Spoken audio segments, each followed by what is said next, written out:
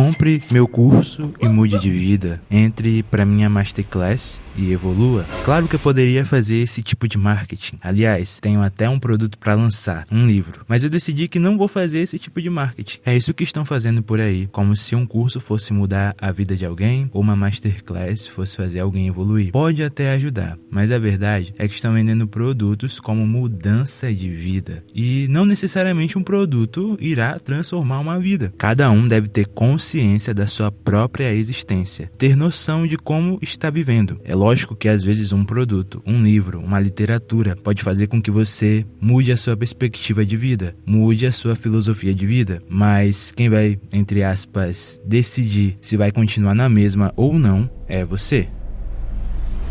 Quando li Hermann Hesse pela primeira vez, foi um estalo mental. Para um bom lado, claro, em Demian, literalmente, o Sr. Hesse mostra dois mundos, o luminoso e o obscuro. Literalmente, ele mostra o bem e o mal. Isso me chamou a atenção, principalmente pelo fato do Sinclair, que é o protagonista do livro, buscar um lado diferente do que ele já habitava. Ele busca sair do luminoso e ir para o obscuro. Ele cresceu em um ambiente, digamos que cristão, e entre aspas, lá ele tinha uma certa paz, mas ele se sentia preso. Estamos falando de um jovem que cresceu num lar certinho, que seus pais temiam a Deus e, claro, mostraram um caminho bom, o caminho do bem para o garoto. No entanto, o Sinclair decide fazer o que quer. E é engraçado que mesmo em um tipo de internato acadêmico cristão, onde tinham vários cristãos, pessoas que tinham uma fé no bem, o Sinclair vê os seus colegas fazendo coisas moralmente não muito legais. Seus colegas nesse internato gostavam de festinhas de madrugada, festas regradas a bebidas e há outras coisas que, entre aspas, tiram a lucidez da consciência do homem. Seus amigos também gostavam de curtir com garotas, mulheres, e o Sinclair, todo inexperiente, vendo esse cenário, ele foi influenciado e passou a também festejar juntamente com os seus colegas nas mesmas festas, buscando um sentido, buscando um rumo, e aquele já estava indo pelo mundo obscuro. O ambiente influencia? Talvez. Aqui nós vemos o protagonista fazendo literalmente o que quer, aquilo que ele deseja, aquilo que o seu ser almeja ou o seu ser clama para que ele faça. E o mais legal na escrita do autor, do Hermann Hesse, é que ele nos faz entender que o protagonista, em alguns momentos, tem um certo peso na consciência pela decisão que ele fez, pois o Sinclair decidiu ir pelo mundo obscuro, ir para as festas e bebidas e curtir com as garotas, com seus amigos, mesmo, entre aspas, vindo de um ambiente cristão e que tinha uma ideia totalmente diferente da que ele estava seguindo agora. E é claro, aqui a gente vê um lado tanto quanto hipócrita, podemos dizer assim, porque tanto o Sinclair quanto os seus amigos eram cristãos e estavam em um ambiente de estudo cristão, só que mesmo assim eles estavam fazendo aquilo que não era bom, porque claro que num ambiente cristão, um internato cristão, as pessoas vão buscar o quê? Vão buscar claramente a iluminação mental através de Deus e não, entre aspas, seguir os prazeres carnais. E essa ideia de Demian, o livro do Hermann Hesse, me chamou muito a atenção por isso, como ele apresenta isso, esse lado hipócrita de cada ser humano. E é claro que aqui eu não estou para julgar o Sinclair, nem os seus amigos, mas é interessante que o Sinclair, ele reencontra Demian, que é um amigo dele de velha data, desde a sua infância, podemos dizer assim. E o Demian era um amigo um pouco mais velho do que o Sinclair. Demian, olhando o que o Sinclair estava fazendo, ele diz para o Sinclair, cara, esse não é um caminho legal, cara, esse não é um caminho bom. E aí o Sinclair fica refletindo sobre essas palavras. E é claro que eu não vou contar a história toda do livro. O livro é cheio de reviravoltas, é cheio de ideias psicológicas e talvez questões que irão dar um nó na mente de quem lê. Se eu contar a história toda, você vai só se contentar com um mero resumo e não vai querer ler.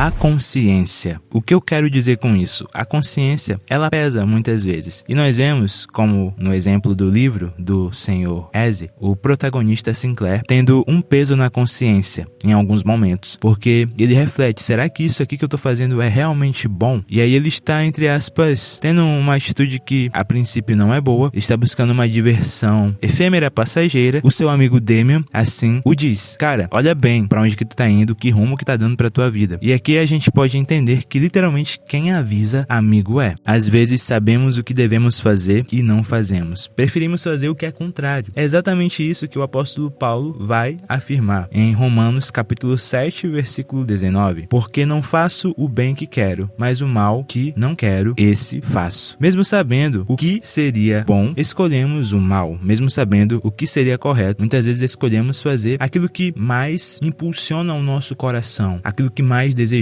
E é interessante que nem sempre aquilo que a gente mais deseja é bom. Porque, parando para pensar racionalmente, em um certo momento, você pode sentir um ódio tão grande de alguém que você pode ter uma vontade excessiva de dar um soco naquela pessoa. Isso seria bom? Claro, não seria muito bom, seria mal. Você iria ferir a sua mão primeiramente. Não quero falar isso. Quero falar é que você iria dar um soco na cara de alguém, poderia machucar alguém. Então, muitas vezes a gente toma algumas decisões e atitudes no impulso e a gente não pensa, essa atitude pode machucar alguém. Essa atitude pode, entre aspas, ferir alguém. E sabe o que é que a gente faz muitas vezes? A gente fere a nós mesmos. A gente se fere. E aqui eu não quero pagar de moralista ou de quem tem a verdade. Não quero fazer isso. O que eu quero é só te levar a refletir juntamente comigo nessa ideia, com base na ideia de Demian, livro do Hermann Hesse. A gente se fere muitas vezes simplesmente pela curiosidade. Eu quero descobrir como que é. Eu quero saber como que é, então vou experimentar para ver se é bom. Eu vou experimentar para ver se realmente é bom ou se é mal. Eu vou testar. Quero fazer um teste. E aí, às vezes fazemos esses testes e não são testes realmente muito legais. E aí eu vou citar aqui alguns exemplos. Aí tem jovem que quer testar a sua juventude e aí começa a conversar com uma pessoa, conversa com outra, começa a sair com uma moça, no outro dia já sai com a outra moça. Está testando. E aí a gente vai ver que acontece. Muitas vezes um rapaz se apaixona por duas moças ao mesmo tempo e quer manter aquele certo vínculo. Mas claro que as moças não sabem que o rapaz está apaixonado pelas duas e que está conversando com as duas ao mesmo tempo. Porque se soubesse, ia dar uma confusão. E vice-versa também. Existem moças que às vezes querem testar para ver se um romance é aquilo que elas assistiram nos filmes, leram em livros, e aí elas vão testar. Eu quero descobrir como que é um romance. E aí simplesmente começa um relacionamento para ver se aquilo é como no filme. E o que acontece no final? O rapaz que estava buscando namorar com duas moças ao mesmo tempo, ele mesmo acaba se ferindo, porque se as moças descobrirem, ele vai ficar sem nenhuma das duas, claramente. E o rapaz que está conhecendo, namorando com a moça, que quer saber se um romance é isso ou não é. Se o rapaz descobrir que a moça quer apenas testar para ver se o romance é bom ou não é, claramente o rapaz, ele pode acabar se saindo e a moça vai se machucar.